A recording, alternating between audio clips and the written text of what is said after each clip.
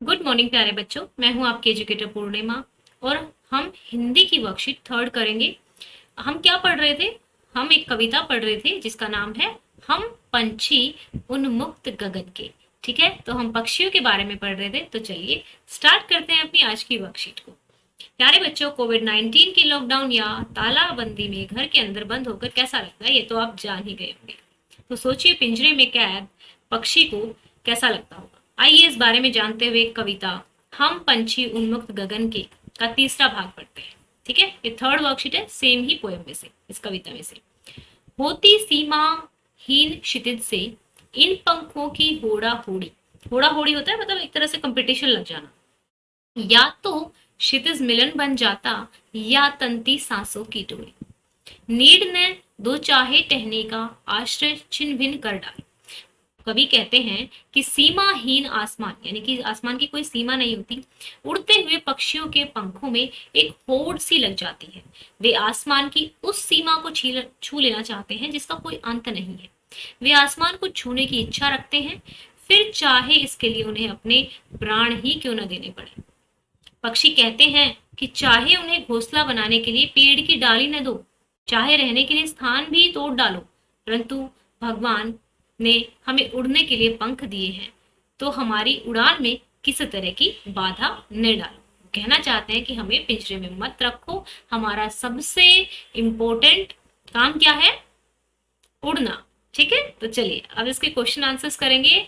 देखो, पक्षी उन्मुक्त रहकर अपनी कौन सी इच्छा पूरी करना चाहते हैं? वो क्या करना चाहते हैं? वो आसमान को छूना चाहते हैं।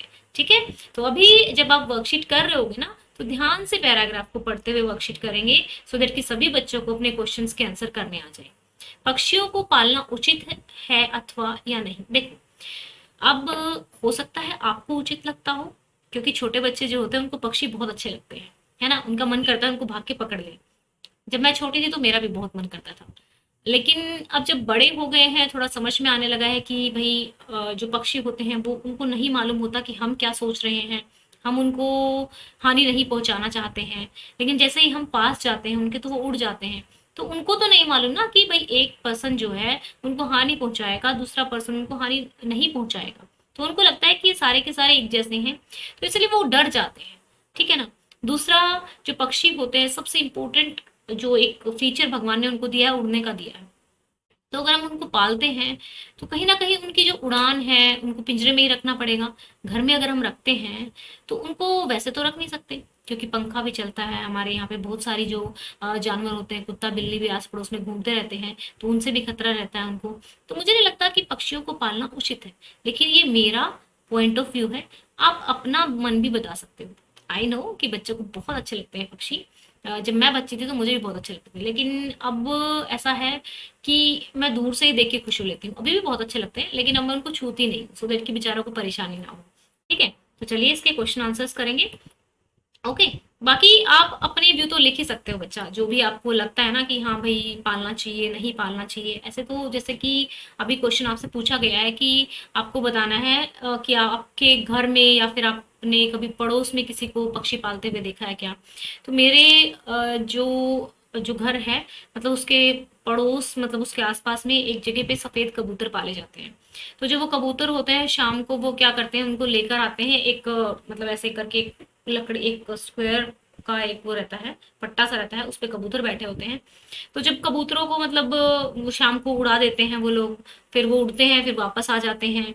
तो इस तरीके से रहता है, उनका दाना पानी का ध्यान रखते हैं। तो ऐसे हमने बहुत सारे पक्षियों को पालते हुए देखा है, आपने भी जरूर देखा होगा। तो आप भी ऐसा ही कोई एक्सपीरियंस अपना लिख सकते हैं। ठीक है, तो चलो अब हम करते हैं अपने क्वेश्चन आंसर्स।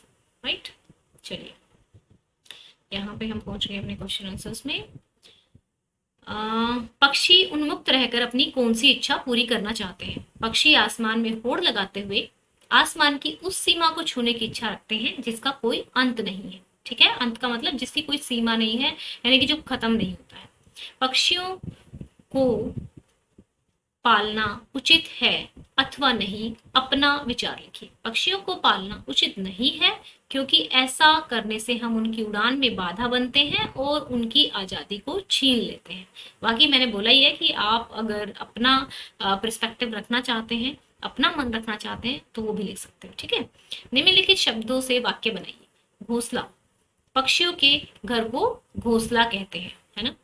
प्रतियोगिता, राधा लेखन प्रतियोगिता में अव्वल आई है। अव्वल को ऐसे कर लेंगे, अव्वल, ठीक है। बाधा, हमें बाधाओं से कभी नहीं डरना चाहिए। हमें सच में ही बाधाओं से कभी नहीं डरना चाहिए। पता है आपको, जितनी ज्यादा बाधाओं को हम क्रॉस करके आगे बढ़ते हैं उतने ज्यादा हम बहादुर बनते हैं। अगर कोई प्रॉब्लम आई है तो समझो कि डेफिनेटली ये हमें स्ट्रोंग करने के लिए आई है। ठीक है। घर, हमें अपने घर को साफ सुथरा रखना चाहिए। आप अपनी तरफ से भी कोई भी सेंटेंसेस लिख सकते हैं, जैसे कि मेरा घर बहुत सुंदर है, मेरा घर बहुत बड़ा है, या फिर जैसे बाधाओं में लिखना है कि भाई बाधाएं जो है इंसान को मजबूत बनाती हैं। प्रतियोगिता वाले में लिखना है कि मैं जो पत्र लेखन की प्रतियोगिता थी उसमें प्रथम स्थान प्राप्त किया था मैंने उसमें। फिर ऐसे ही घोंसले में लिख सकते हैं। ठीक है। नेक्स्ट क्वेश्चन है, क्या आपने या आपकी जानकारी में किसी ने कभी कोई पक्षी पाला है, उसकी देखरेख किस प्रकार की जाती होगी, लिखिए। हाँ, मेरे पड़ोस में कबूतर पाले जाते हैं। उनको पालने के लिए भी उनको रोज दाना डालते हैं, रोज शाम को छत पर लेकर जाते हैं ताकि वे उड़ान भर सके। ठीक है बच्चों, तो इस तरीके से आप आंसर्स को लिख लेंगे। तो चलिए अभी मैं आपको बता देती हूँ जो हम लाइव क्लासेस करेंगे वो किस तरीके से करने वाले हैं। लाइव क्लासेस करने के लिए हमने एक अलग चैनल बनाया है जिसका नाम है जूम एजुकेशन लाइव। ठीक है बच्चों, इसको सब्सक्राइब कर लेंगे तो आपके पास नोटिफिकेशन पहुंचेगा जब भी मैं लाइव होंगी। ओके, टेलीग्राम चैनल का जो लिंक है वो मैंने डिस्क्रिप्शन में दिया हुआ है। डिस्क्रिप्शन से आप फॉलो कर लेंगे टेलीग्राम चैनल को जाके। ठीक है, ताकि जो भी वीडियो डलती है, आपकी क्लास की वर्कशीट डलती है, सबसे पहले इन्फॉर्मेशन वहीं पे मिलती है। तो जो भी अपने सब्सक्राइबर हैं, ऑलमोस्ट काफी बच्चे वहां पे जा चुके हैं, 2-3 दिन से ही मैंने बोला है, तो आप लोग भी उसको ज्वाइन कर लेना। बच्चों चैनल अगर आप नए हैं, क्योंकि बहुत सारे नए बच्चे जुड़े हैं चैनल के साथ, तो चैनल को सब्सक्राइब कर लेना। ठीक है, बेल आइकन को दबा लेना ताकि जितने भी नोटिफिकेशन यूट्यूब भेजता है वो आप तक पहुंच सके। और ओके, वीडियो को शेयर करना। और अगर आपकी कोई क्वेरी है, आपको कोई डाउट है, तो आप मुझसे कमेंट करके पूछ सकते हैं। ठीक है, बाकी हम जो मैथ और साइंस की वर्कशीट वैसे तो कर ही रहे हैं, लेकिन साथ के साथ हम लोग जो वर्कशीट हैं उनको लाइव, जो आपकी एनसीईआरटी है, ठीक है, वो हम लाइव में करेंगे। जैसे आपकी कल की वर्कशीट नहीं आएगी तो आपकी छुट्टी रह है कल की, मतलब वर्कशीट्स की भी छुट्टी है, तो एक तरह से उस पे कल हम लाइव लेंगे। और कल लाइव में जो आपकी एनसीईआरटी की बुक है डिफरेंट डिफरेंट सब्जेक्ट्स की, वो हम दिखाएंगे आपको। तो आप लोगों को अच्छा लगेगा कि हमारी बुक है ये, और आप अपनी एनसीईआरटी की जो किताबें हैं वो कैसे डाउनलोड कर सकते हैं वो भी मैं आपको दिखा दूंगी। ठीक है ना, तो आप वहां से डाउनलोड कर लेना, सो दैट कि आप अपनी किताबों को भी साथ साथ, अगर मन है किसी बच्चे का चैप्टर करने का, तो वो भी कर सके। ओके बच्चों, ठीक है ना, अच्छे से पढ़ाई करनी है और बिल्कुल सुरक्षित रहना है घर पे, बार बार हाथों को धोते रहना है। ठीक है, thank you, have a nice day, may God bless you.